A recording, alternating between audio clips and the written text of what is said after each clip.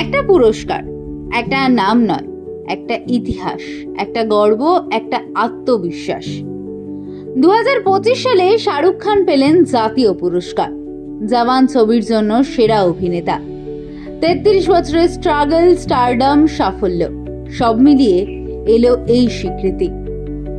কিন্তু প্রথম কোথা থেকে শুরু হলো এই জাতীয় পুরস্কারের ইতিহাস? একজন বাঙালি থেকে। সাল 1967। ভারতের প্রথম শ্রেষ্ঠ অভিনেতা উত্তম কুমার।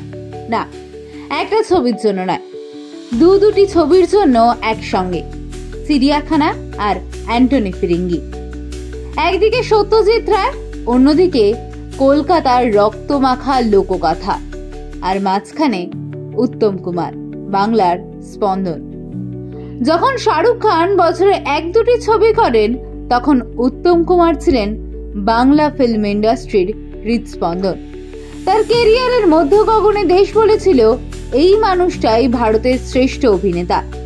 তার হাতে প্রথম উঠেছিল ভারত পুরস্কার, আজ যাকে আমরা বলি জাতীয় পুরস্কার। এমন সম্মান যে শুরু হয়েছিল বাংলা থেকেই।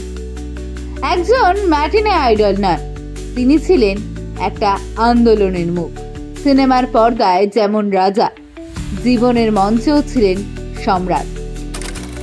আজ শাহরুখ খান যখন এই সম্মান পেলেন, বাংলা মনে করে সেই ইতিহাস যেখান থেকে এই পথটা শুরু।